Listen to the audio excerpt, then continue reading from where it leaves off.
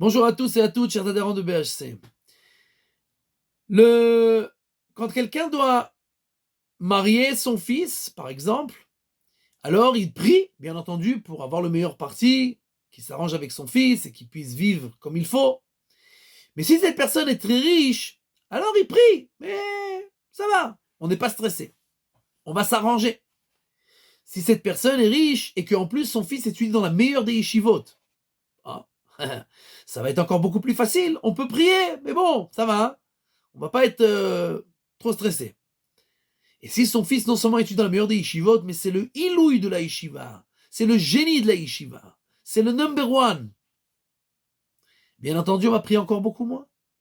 Et si en plus, il a un hirous, son arrière-grand-père, son arrière-arrière-grand-père, tous des grands rabbins, une famille illustre, alors il faut juste mettre un secrétaire qui va recevoir les numéros de téléphone et on va faire le tri et on va choisir.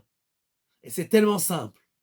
Abraham Avinu est un des hommes les plus riches du monde. Son fils étudie dans la meilleure des yeshivot et il est le jeune homme le plus demandé de toute la région. Beau gosse, bonne famille, excellente famille, Hirous.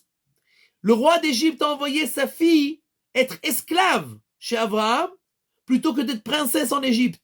Il a dit, il vaut mieux être esclave dans une famille comme celle-là.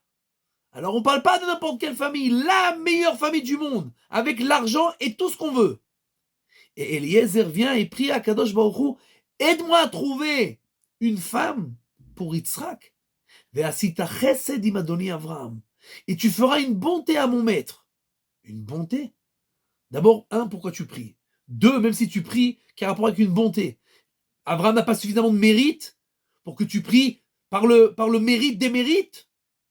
Encore, je comprends si Abraham Avinu, il priait, fais-moi une bonté parce que moi, je vaux rien, je compte pas sur moi, je comprends. Mais toi, tu es son esclave, tu sais qui c'est Abraham. Le Sfat Emet nous dit que Abraham a éduqué tous ceux qui étaient autour de lui, que tout ce qu'on a dans ce monde-là, ça ne vaut rien, et qu'on ne peut faire et arriver à quelque chose seulement si on a le chesed d'Akadosh Baruch Hu.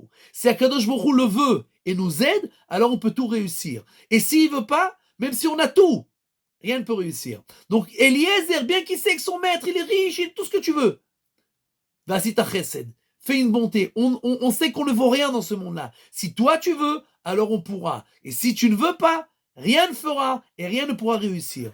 Bezrat Hashem Yitbarach, Dieu le voudra et nous aurons sa bonté avec nous pour que tous les décrets soient inversés et pour le klal et pour le prat et qu'on n'entende que des bonnes nouvelles pour tout le peuple juif en particulier et en général.